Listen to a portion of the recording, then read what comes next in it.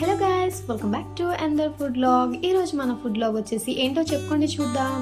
ఇదేంటి egg fry కూడా చూపించాలా, అంత అవసరమా అని అనుకుంటారా? ఇది ఎగ్ ఫ్రైయే, బట్ ఎగ్గుది కాదు, ఇది వచ్చేసి చేపదనమాట. దీన్ని చాలామంది జన, సొన అండ్ సన అని ఏయో చాలా పిలుస్తూ ఉంటారు. మీరేమని పిలుస్తారో కామెంట్ చేయండి. మేమైతే జన, సొన ఈ విధంగా అయితే పిలుస్తాము. అండ్ ఇది ఎంతమంది కంటే ఇష్టమో కూడా కామెంట్ చేయండి. అయితే ఒక ఫిష్ తీసుకున్నాం అనమాట, పెద్ద సైజ్ది. దాంట్లో ఇంత ఎక్కువ సన అయితే వచ్చేసింది అనమాట. సో అదెందుకు వేస్ట్ చేయాలి, ముక్కలతో పాటు ఇవి కూడా ఫ్రై చేసేసుకుంటే బాగుంటుంది కదా అనేసి ఈ విధంగా అయితే ఫ్రై చేసేసుకున్నాం అనమాట. ఇది వేస్ట్ చేయకుండా ఇట్లా అయితే ఫ్రై చేసేసుకొని తినండి, చాలా మంచిది అండ్ హెల్దీ కూడా. సో దీనికైతే పెద్ద టైం ఏం పట్టదండి, చాలా క్విక్గా అయితే అయిపోతుంది. ఇది ఒక కడాయి పెట్టేసుకొని దాంట్లో ఆయిల్ పోసేసి కొద్దిగా అలా వేసుకొని మంచిగా కలిపేసుకుంటూ చేయాలన్నమాట. చూసారా, ఈ విధంగా అయితే మంచిగా డ్రై రోస్ట్ అనేది అయిపోతుంది.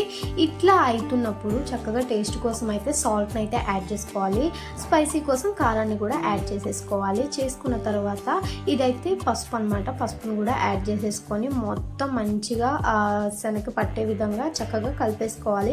సిమ్లో పెట్టుకొని చేసేసుకోండి. ఆయిల్ ఏమన్నా కొద్దిగా తక్కువ అనిపిస్తే కొద్దిగా యాడ్ చేసుకుంటూ కలుపుకుంటూ ఉండండి. ఆయిల్ అనేది తొందరగా పీల్ చేసుకుంటుంది, అసలు ఉండదు కూడా. ఇప్పుడైతే ఒక 2 స్పూన్స్ వరకు అయితే మాకు అల్లం వెల్లిగడ్డ పేస్ట్ అనేది పట్టింది, అలా వేసేసుకున్నాం అనమాట. చూసారా, చాలా ఎక్కువ అయితే వచ్చింది కదా. ఈ విధంగా దాన్ని కూడా మంచిగా కలిపేసుకోవాలన్నమాట, పచ్చి వాసన పోయేంత వరకు అదంతా చక్కగా కలిపేసుకోవాలి. కలిపేసుకున్న తర్వాత దానిపైన ధనియా పౌడర్ అండ్ ఫిష్ మసాలా, దాంతోపాటు గరం మసాలా, ఈ 3 యాడ్ చేసుకున్నాము. నీసు వాసన ఏమైనా ఉంటే చక్కగా పోతుందన్నమాట. ఈ ఫ్లేవర్స్ అన్నీ వాటికి పట్టి చాలా ఎమ్మి టేస్టీగా అయితే రెడీ అయిపోతుంది. ఎంతమందికి ఈ రెసిపీ అనేది ఇష్టమో కూడా కామెంట్ చేసి అయితే చెప్పండి. అండ్ మీ ఊర్లో వీటిని ఏమని పిలుస్తారో కామెంట్ చేసి చెప్పండి. చూసారా, రెసిపీ అనేది ఎంత ఫాస్ట్గా క్విక్గా అయిపోయిందో. అంతే అండి, ఈజీగా అయితే అయిపోతుంది. చక్కగా దానిపైన కొత్తిమీరని చల్లేసుకొని గార్నిష్ చేసేసుకుంటే ఇక అయిపోయినట్లే.